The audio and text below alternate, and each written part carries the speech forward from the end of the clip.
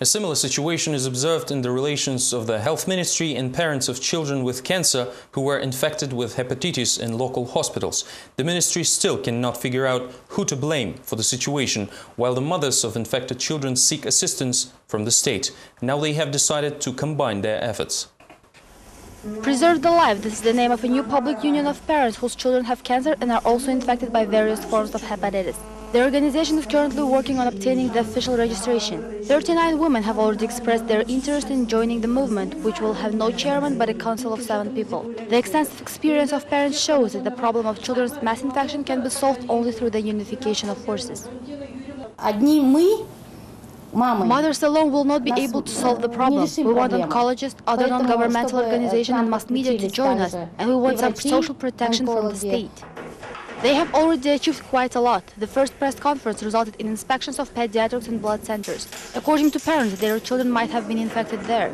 3 commissions immediately responded by producing opposite results, but failed to specify the origins of the infections. Even Prime Minister was outraged with the actions of the healthcare ministry. This is outrageous. Children were infected with hepatitis C and you can't even find the source of the infection. Solve this problem and give us clear answers. After all, people trust us.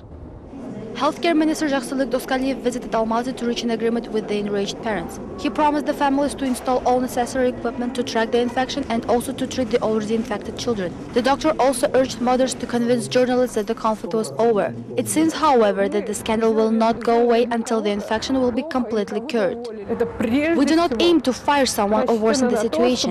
We have suffered enough, so it is primarily meant to avoid other mothers suffering in the future. Women hope that the creation of a public organization will breathe new life into the investigation. Meanwhile, medical lists of many infected children are being regularly filled for nearly 5 years already. Mothers plan to join the control committee to oversee the allocation of funds for the treatment of children infected with hepatitis. Parents assure that the money issue in this case is fundamental. The creation of customs union will not affect tax rates. Exceptions will be made only for alcohol excise taxes. This was reported on Friday by the chairman of the tax committee, Daulet Yergozhin. During a recent roundtable, tax officials attempted to explain businessmen that their work will be simplified starting July 1st. Entrepreneurs, however, still do not share the optimism. The VAT rate will remain at the level of 12%. Only the excise tax will be raised. These and other details of taxation policies changes due to Kazakhstan entering the customs unions are being explained to local businessmen. The main innovation is the extension of power for tax officials who will assume some functions of customs officers on July 1st. Businessmen will no longer have to deal or pay for the customs clearance. Businessmen themselves do not share the optimism of tax officials. The raise of the excise tax rate for vodka will subsequently raise the retail prices fourfold. Now alcohol producers ask for a year-long deferment, especially since the tax and customs codes are still raw. The Atomic Chamber agrees with businessmen. The 2 documents have accumulated about 20 pages of comments and remarks.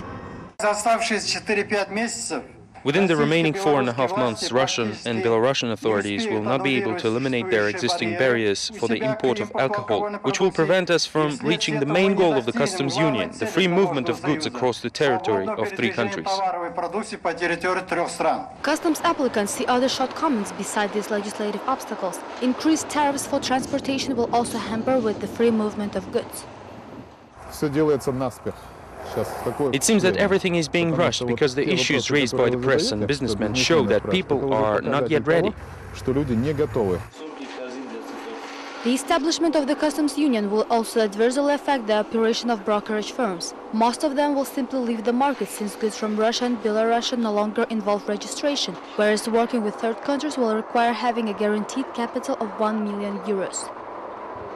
The famous luxury car manufacturer Bentley is not concerned about the possible customs complications. The company is planning to open its office in Almaty sometime in 2010. This information, reported early in Western media, was confirmed by Bentley Motors Regional Director for Europe and the UK, Michael Mayer. According to Mayer, the luxury cars manufacturer has already chosen an official partner in Kazakhstan. The company is sure that the country, with the dynamically developing economy, will be an ideal partner for Bentley. Severe frosts in remote areas of East Kazakhstan are killing local livestock as high snow cover prevents cars from transporting fodder to the ranges. Some specialists even predict a possible environmental disaster in the region as colds affected the population of wild animals and birds. Severe colds in eastern Kazakhstan resulted in high livestock mortality. According to farm owners, the high snow cover and severe frost prevents them from bringing fodder to remote regions of the country. The situation is particularly difficult in Abay area. There are about 60 livestock pasturing there. The village's residents ask the regional administration for help, but the authorities cannot provide their support yet because of the bad weather. Diesel-powered vehicles cannot travel outside the city limits because of the frost, but in just a few days, maybe even tomorrow, we will send 100 tons of fodder to the Abay area.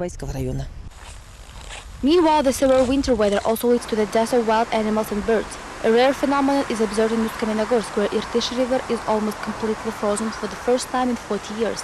Ducks, which usually spend their wintering there, now freeze while sitting on the ice and become easy targets for predators. According to experts, several hundred birds have died already. There are, however, other victims of the current severe winter. In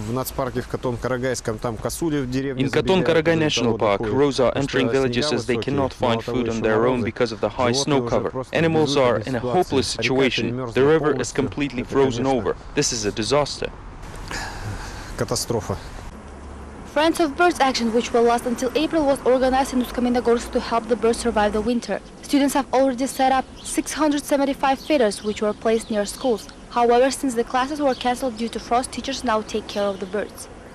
We have more than 10 feeders around the schoolyard, and there are also holes in the snow where we'll leave some feed. At the same time, nobody cares about the river tragedy except for the most compassionate of residents. They come here to feed the birds and even take some of the ducks home. Forecasters say that severe frost will remain in the region for a few more days. Apparently, aviators have a different opinion about wild birds which can collide with taking off or landing planes. In the last few years, the number of such accidents increased in Kazakhstan. While officials are planning on using high-tech noise and laser equipment to solve this issue, environment experts propose to simply remove garbage from areas around airports. A collision between a bird and Air Astana Boeing has almost ended in a crash. One of the engines failed, but pilots managed to land the plane. The airline blames Almaty Airport ground service for the accident. According to Air Astana, up to 40% of all bird strikes in Kazakhstan happen around Almaty's airport. So on much we agree, and that is a good thing. Therefore, I think a solution. Almaty Airport management does not deny the existence of the bird problem, but does not agree with the statistics, saying that only 5 or 6 bird strikes happen every year. A report is drawn based on jointly signed and approved documents. Only then we can say with certainty how many accidents happened. We have no such reports from Air Astana.